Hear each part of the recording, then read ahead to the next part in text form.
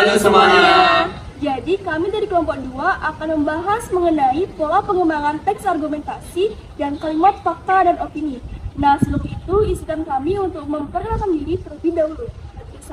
Nama saya Dewa Yusri Temarani, nomor absen 7 dari kelas 11 B2.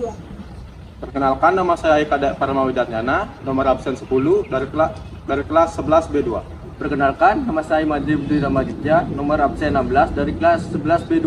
Perkenalkan, nama saya Ide Bagus Wira Suryatama, nomor absen 23 dari kelas 11 B2. Perkenalkan, nama saya Putu Widika Yudia Manik Absari, nomor absen 43 dari kelas 11 B2.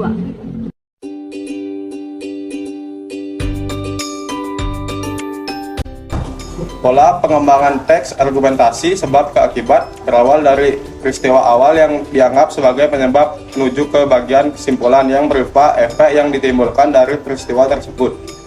Jenis paragraf yang digunakan bersifat induktif atau kalimat utama di akhir paragraf.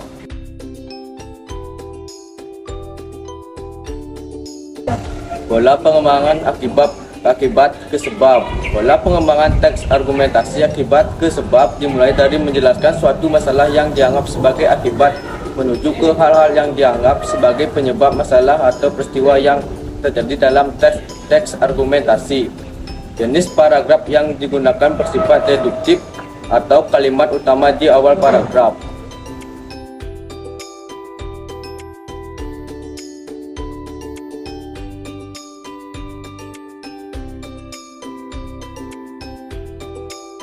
Fakta adalah suatu peristiwa, hal, atau keadaan yang logis atau masuk akal, objektif atau apa adanya, dan faktual berdasarkan kenyataan atau kebenaran, atau benar-benar terjadi, serta dapat dibuktikan kebenarannya.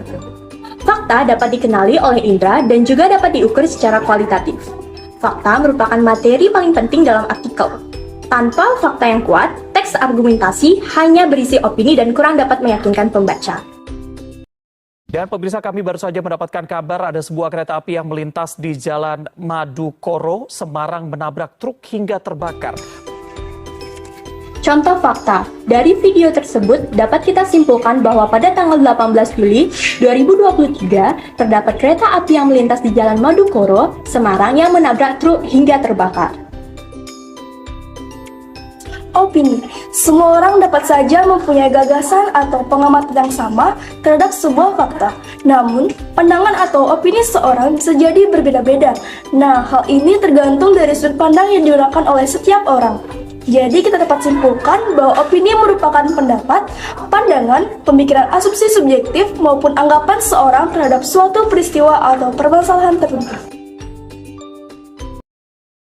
Jadi kita kan ada tugas buat observasi tempat wisata. Menurut kalian kita bagusnya kemana nih?